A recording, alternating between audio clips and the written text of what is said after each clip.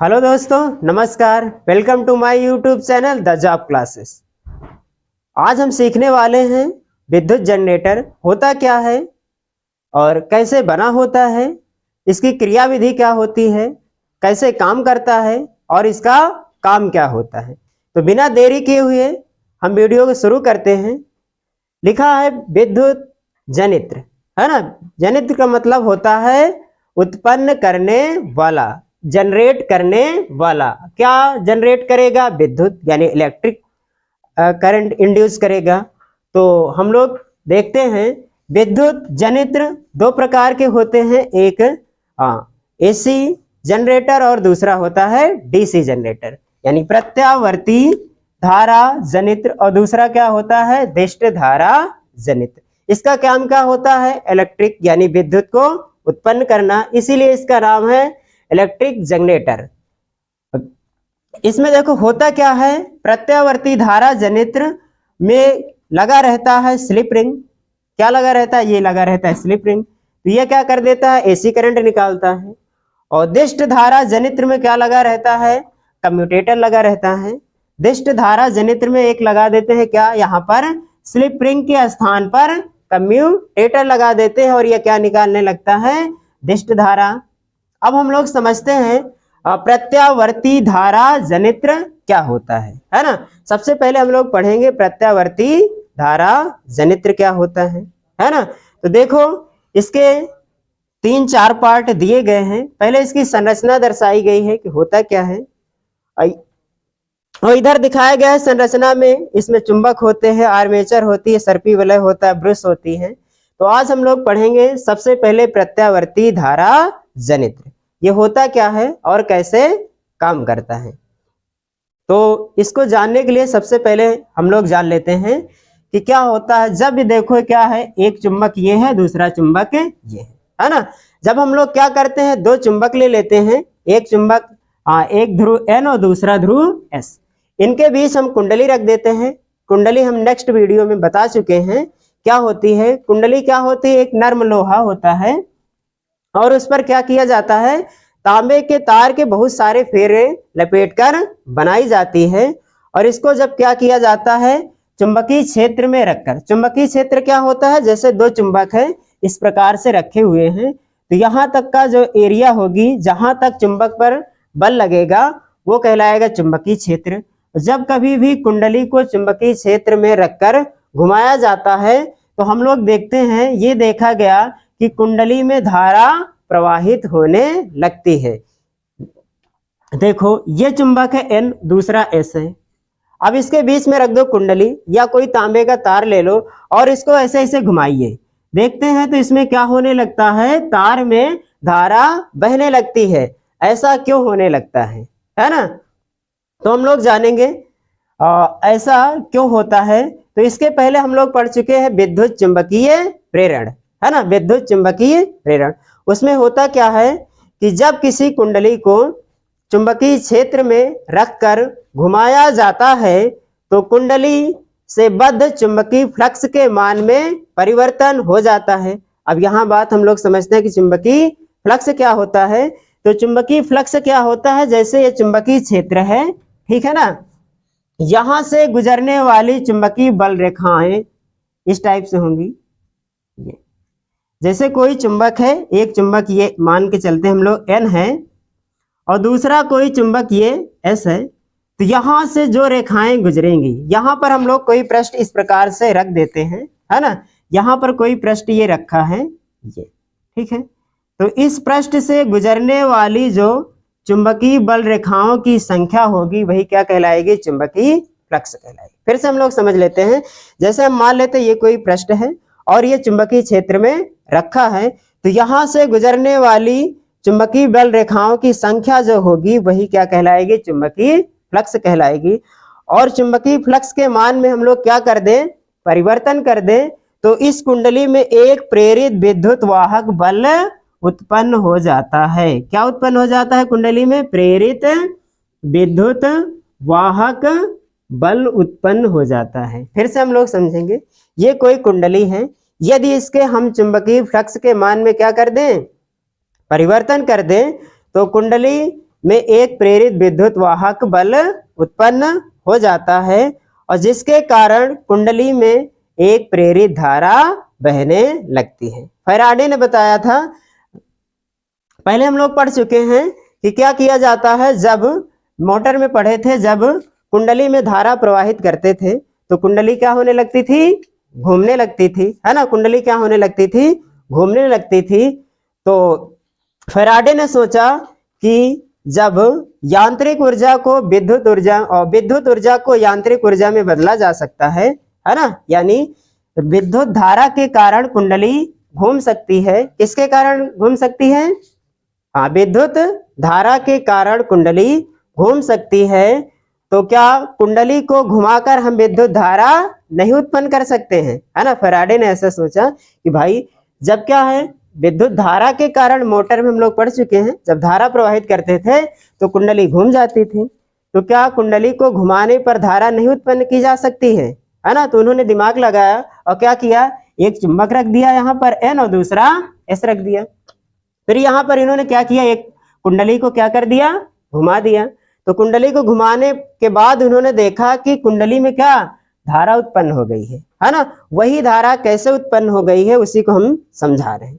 तो फिर से समझते हैं, जैसे कोई कुंडली है, इसके चुंबकीय फ्लक्स के मान में क्या कर दो आप, परिवर्तन कर दो, तो कुंडली में एक प्रेरित विद्युत वाहक बल उत्पन्न हो जाएगा और जिसके कारण कुंडली में क्या हो जाएगी, एक प्रेरित, हाँ, धारा उत्पन्न हो जाएगी, है ना। कुंडली में क्या हो जाएगी, एक प्रेरित धारा उत्पन्न हो जाएगी। कहने का मतलब है कुंडली का चुंबकीय फ्लक्स कब बदलेगा, जब इनसे गुजरने वाली चुंबकीय बल रेखाओं की संख्या के मान में क्या हो, परिवर्तन हो, है ना। कभी इससे ज्यादा रेखाएं गुजरे और कभी कम रेखाएं गुजरे, है ना।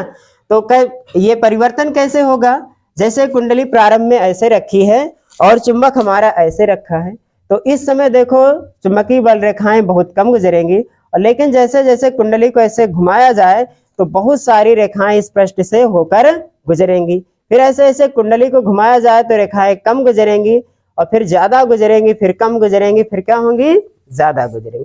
तो इस प्रकार कुंडली के चुंबकीय फ्लक्स के मान में परिवर्तन हो जाएगा। और जैसे ही कुंडली के चुंबकीय फ्लक्स के मान में परिवर्तन हुआ तो क्या उत्पन्न हो जाता है, हाँ, प्रेरित विद्युत वाहक बल उत्पन्न हो जाता है। यानी कहने का मतलब है जब जब कुंडली के चुंबकीय फ्लक्स के मान में परिवर्तन हुआ तब तक खुदा गवाह है कि एक प्रेरित विद्युत वाहक बल उत्पन्न हो जाता है। और ये प्रेरित विद्युत वाहक बल क्या करता है भाई, ये एक प्रकार का बल नहीं है, ये एक प्रकार का क्या है, वोल्टेज है।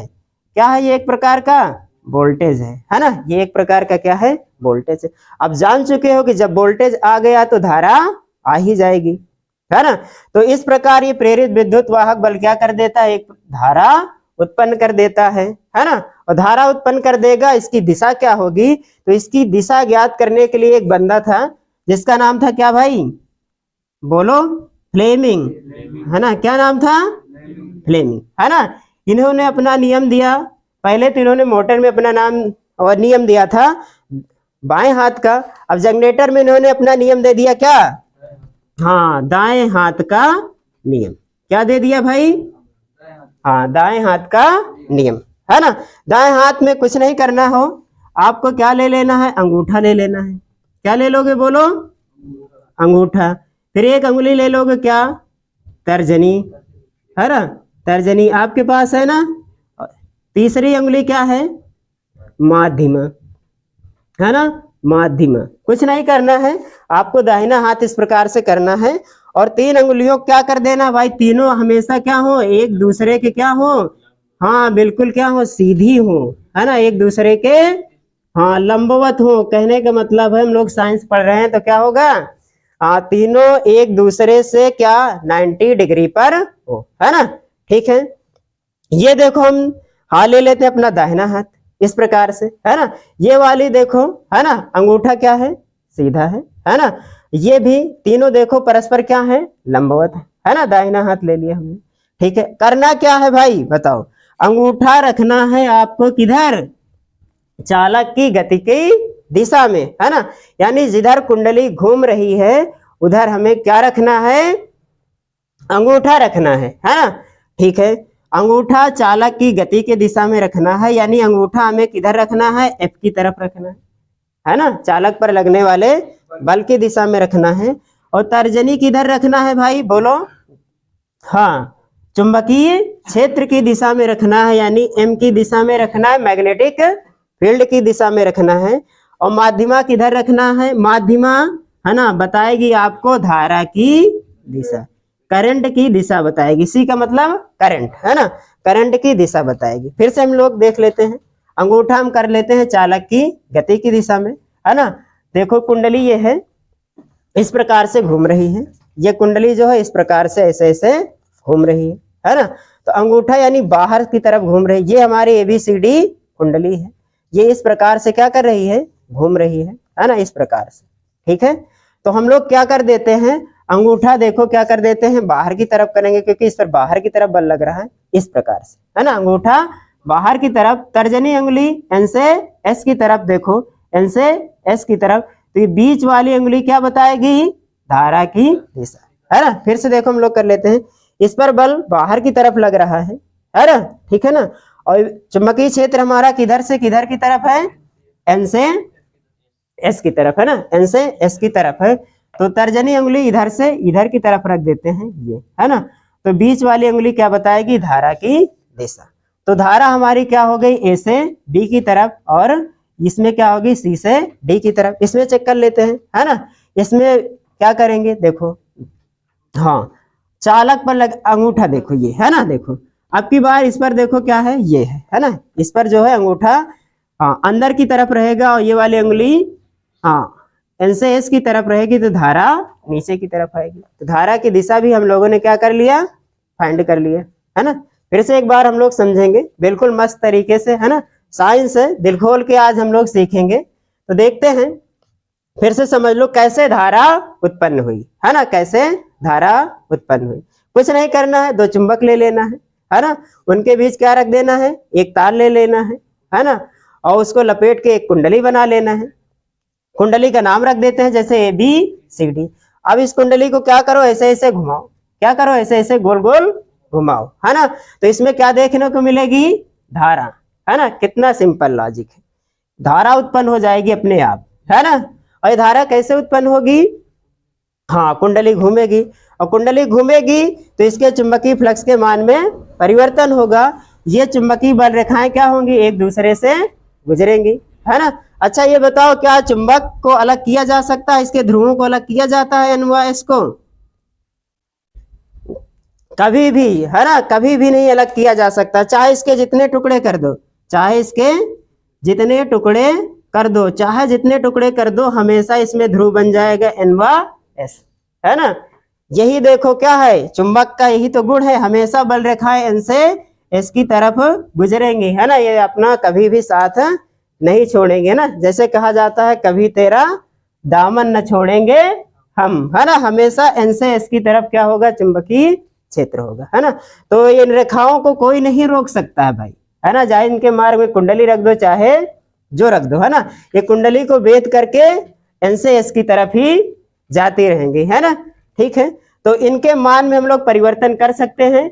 कैसे परिवर्तन कर सकते हैं, क्या रेखाओं को हटा सकते हैं, नहीं, क्योंकि हमने बताया कभी भी अपना साथ नहीं छोड़ेंगी, है ना। तो हम लोग क्या कर देते, इस पृष्ठ को हटाएं भाई, है ना। तो इस पृष्ठ को क्या करेंगे, चलो हम पृष्ठ को ही कम ज्यादा कर देते हैं, तो ये बल रेखाएं कभी कम गुजरेंगी, कभी ज्यादा गुजरेंगी। और जैसे इन रेखाओं की संख्या के मान में क्या हो, परिवर्तन हो, तब तक इसमें क्या उत्पन्न हो जाएगा, एक प्रेरित विद्युत वाहक बल ई उत्पन्न हो जाएगा ना, प्रेरित विद्युत वाहक बल ई, है ना।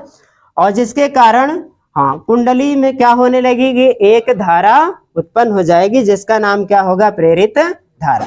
और इस प्रेरित धारा की दिशा हम लोग कैसे ज्ञात करेंगे, हाँ फ्लेमिंग के दाएं हाथ के नियम से, है ना। एकदम सिंपल है, एफएम चैनल, है ना। एफ का मतलब फोर्स, एम का मतलब मैग्नेटिक फील्ड, और सी का मतलब करंट, है ना। यहां से भी देख लो, अगर क्या है, किसी बच्चे के फादर है ना, माँ का मतलब मदर है, तो उनके बच्चे भी होंगे, करंट भी होगा, है ना। फादर मदर है तो क्या है, बच्चे भी होंगे, यानी अगर फोर्स आ गया, मैग्नेटिक फील्ड आ गई, तो करंट भी होगा, है ना। चलो एक बार हम लोग संरचना की बात कर लेते हैं इसकी, है ना। ये तो था, संरचना देख लेते हैं। तो वही बात, इसमें दो प्रबल शक्तिशाली चुंबक क्या होते हैं, N व S होते हैं, है ना। ठीक है, जिनके ध्रुवों के बीच कुंडली को रखकर घुमाया जाता है। अब हम समझ लेते हैं कुंडली कैसे बनाओगे। तो कुंडली क्या कहलाएगी आपकी, आर्मेचर कहलाएगी। आर्मेचर कैसे बनता है, एक नर्म लोहे का रोड ले लो और उस पर तांबे के तार को क्या करोगे भाई, घुमाओगे। गोल गोल घुमाओगे नहीं, आयताकार घुमाओगे, है ना। क्या घुमाओगे, आयताकार घुमाओगे, है ना, जिससे ज्यादा रेखाएं इससे गुजर सके, है ना। ठीक है, तो ये बन गई हमारी कुंडली, है ना। कुंडली को क्या करेंगे, चुंबकीय क्षेत्र जो है ये किस आकार का होगा, घोड़े के नाल के आकार का होगा, है ना, जिसके बीच ये कुंडली क्या हो सके, आसानी से सेट हो सके, है ना। ये चुंबक फिक्स रहते हैं अपने स्थान पर, लेकिन कुंडली क्या होने लगती है, घूमती रहती है। चलो अब हम बात कर लेते हैं सर्पी वलय क्या होते हैं भाई, स्लिप रिंग, है ना। स्लिप रिंग क्या होते हैं, ये गोल गोल छल्ले होते हैं, है ना। तांबे धातु के क्या होते हैं, गोल गोल दो छल्ले होते हैं, जो आर्मेचर के धुरा में लगे रहते हैं, है ना। ठीक है, फिर आगे देखो क्या होता है, ये कार्बन धातु की दो पत्ती लगी रहती है, ये, है ना, जिसका नाम क्या है, ब्रुश, है ना। नामकरण संस्कार कर देते हम लोग सबका। तो ये ब्रुश का नाम क्या रख दे, एक्स, और इस वाले ब्रुश का नाम क्या रख दे, वाई, है ना। कुंडली का नाम क्या रख दे, ABCD। चुंबक का ध्रुव जो है N और S, है ना। स्लिप रिंग हम लोग इसको मान लेते हैं S1 और इसको क्या मान ले, S2। सबका नामकरण संस्कार हो गया, है ना। आगे बात करते हैं हम लोग, आई बात समझ में, है ना। देखो ब्रुश हो गया, सर्पी वलय हो गया, ठीक है ना। अब हम लोग देख लेते हैं इसकी क्रिया विधि, है ना। क्रिया विधि देख लेते हैं हम लोग। तो ये थी, इसके पहले हम लोग हाँ क्रिया विधि का डिस्कशन भी कर चुके हैं, है ना। कुछ नहीं करना है, इस कुंडली को, हाँ सिद्धांत नहीं बात हुई भाई, सिद्धांत की चर्चा कर लेते हैं ना। ठीक है, तो कार्य क्या है इसका, है ना, पहले बता चुके हैं।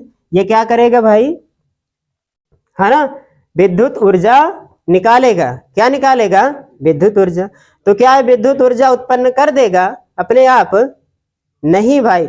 ऊर्जा संरक्षण का नियम है ना। क्या नियम है बताओगे, कभी भी ऊर्जा उत्पन्न नहीं की जा सकती है, ये केवल एक रूप से दूसरे रूप में बदली जा सकती है। तो इसका नाम कैसे पड़ गया, विद्युत जनरेटर, है ना भाई। इलेक्ट्रिक एनर्जी निकालेगा, है ना। तो ऊर्जा संरक्षण का भी तो नियम आता है ना। आइंस्टीन को भी तो ध्यान में रखेंगे, है ना, न्यूटन को भी ध्यान में रखेंगे। तो ये कहां से ऊर्जा आ जाती है भाई जनरेटर के अंदर, बताओगे आप लोग। ये क्या करता है ना, ये क्या करता, बोलो कहां से ऊर्जा आ जाती है भाई इसके अंदर। हाँ देखो, हाँ हम लोग देखो, इसमें एक हैंडल लगी रहती इस टाइप, इधर क्या लगी रहती भाई, हैंडल। देखो ना सब लोग मारे हो गए हैंडल, है ना। इसको ऐसे ऐसे घुमाने लगते हो, gun gun gun gun gun gun, है ना। ठीक है, तो प्रारंभ में क्या होती है, क्यों घुमाते हैं, क्योंकि इसके चुंबकीय फ्लक्स के मान में क्या करना है, हमें परिवर्तन करना है, इसलिए तो घुमाते हैं, है ना। और जैसे ही घुमाते हैं तो हमारी ऊर्जा, यानी हम क्या है, यंत्र, तो हमारी ऊर्जा यांत्रिक ऊर्जा होगी। वही यांत्रिक ऊर्जा किसमें चली जाएगी भाई, विद्युत ऊर्जा में, विद्युत ऊर्जा में, है ना। तो हमारी ऊर्जा इसके अंदर गई, क्या बन गई, विद्युत ऊर्जा। इसके बाद क्या हम इसको घुमाते ही रहेंगे, फिर कौन घुमाएगा भाई, नहीं यार, इंजन घुमाएगा। कौन घुमाएगा इसके बाद, इंजन, है ना। देखो जनरेटर में एक तरफ क्या लगा रहता है, इंजन, है ना। फिर इसको कौन घुमाने लगता है, इंजन घुमाने लगता है ना। ठीक है, तो पहले चक्कर की कहानी ये है कि क्या करोगे, इस कुंडली को, हाँ सिद्धांत का डिस्कशन कर ले पहले, चलो ठीक है। जब क्या किया जाता है, कुंडली ABCD को चुंबकीय क्षेत्र में रख कर, है ना, घुमाया जाता है, तो कुंडली में क्या होने लगेगी, धारा उत्पन्न हो जाती है ना। धारा क्या हो जाती है, उत्पन्न हो जाती है ना। कुंडली में क्या उत्पन्न हो जाएगी, धारा उत्पन्न हो जाएगी। ये है इसका सिद्धांत। कार्य क्या है, विद्युत ऊर्जा को यांत्रिक ऊर्जा में बदलना, है ना। ठीक है, क्रिया विधि हम लोग समझ लेते हैं कैसे काम करता है। सब लोग देखे होंगे जनरेटर, है ना, सिंपल सा है स्ट्रक्चर इसका। इस कुंडली में क्या करोगे, आप घुमाओगे, है ना। इस कुंडली को क्या करोगे, केवल घुमाओगे। तो घुमाओगे तो इसके चुंबकीय फ्लक्स के मान में क्या हो जाएगा, परिवर्तन हो जाएगा कि नहीं, है ना। और जिसके कारण इसमें क्या उत्पन्न हो जाएगी, प्रेरित विद्युत वाहक बल उत्पन्न हो जाएगी, फैराडे ने बताया था ना, और जिसके कारण इसमें क्या होगी, एक प्रेरित धारा बहने लगेगी, है ना। तो पहले चक्कर में धारा हमारी ए से बी की तरफ होगी और सी से डी की तरफ होगी, ठीक है ना। यहां तक समझ में आया। चलो भाई आगे हम लोग, हाँ बिल्कुल प्रेम से पढ़ते हैं पूरी ऊर्जा के साथ, है ना। अगले चक्कर की कहानी, कुंडली के अगले चक्कर की कहानी क्या है ना। देखो अगले चक्कर में क्या होगी, ये कुंडली है आपकी ए बी सी डी, है ना, ये कुंडली है आपकी ए बी सी डी, है ना। अगले चक्कर में ऐसे घूम जाएगी, है ना, इस प्रकार से कुंडली क्या हो जाएगी, घूम जाएगी, है ना।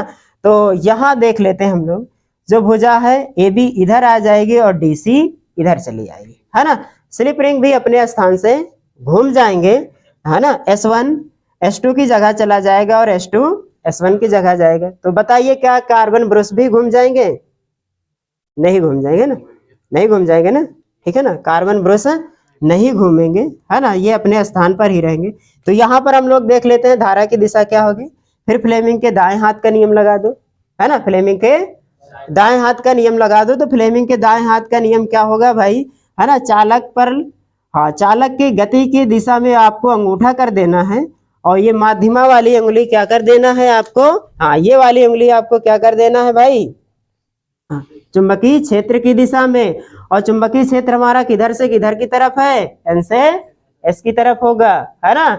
जो चुंबकीय बल रेखाएं हमेशा किधर से किधर की तरफ गुजरेंगी भाई, हाँ हमेशा एन से एस की तरफ ही गुजरेंगी, इनको कोई रोक नहीं सकता है ना, ठीक है। तो चुंबकीय क्षेत्र हमारा वही है, एन से एस की तरफ से इस प्रकार, है ना, इस प्रकार। तो इधर हमें उंगली कर देना है तर्जनी उंगली, ठीक है।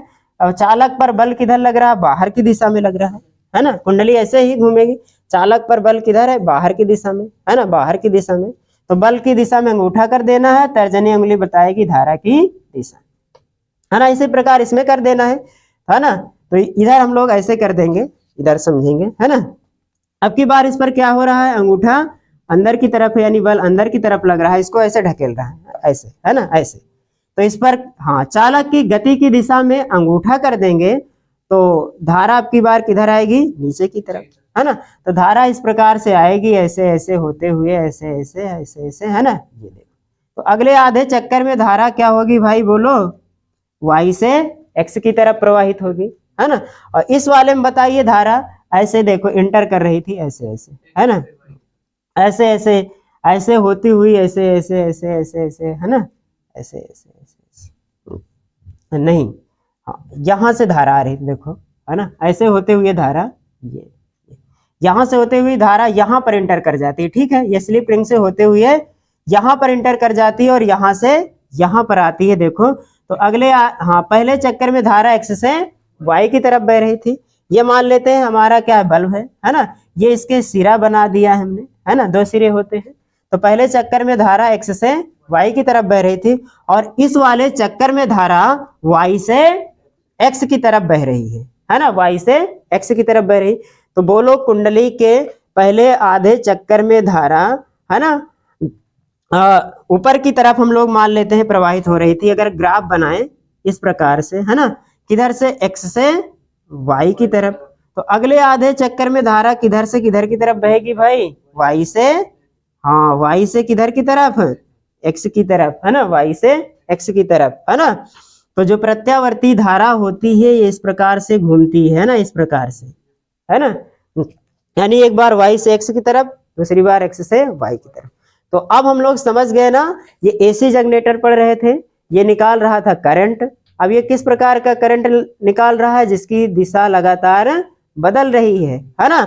तो इसीलिए अब हम लोग समझ गए, इस धारा का नाम दे देंगे, क्या नाम दे देंगे इसे, प्रत्यावर्ती धारा, है ना। तो हम समझ लेते हैं प्रत्यावर्ती धारा होती क्या है, प्रत्यावर्ती धारा, है ना, प्रत्यावर्ती धारा।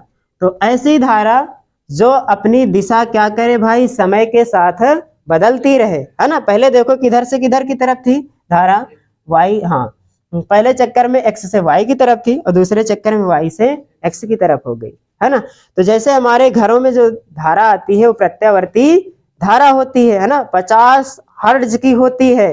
यानी कहने का मतलब है, क्या आप लोग जान सकते हैं कि ये जो हाँ, अगर ये हम मान लेते हैं बल्ब एसी स्रोत से जुड़ी है तो ये 1 मिनट में हाँ 100 बार बंद होगी और 100 बार चालू होगी। क्या दिखाई पड़ता है ऐसा? नहीं, क्योंकि प्रोसेसिंग इतना तेजी होती है ना। प्रत्यावर्ती धारा क्या होती है, इस प्रकार से जल्दी जल्दी क्या होती रहती है, घूमती रहती है ना।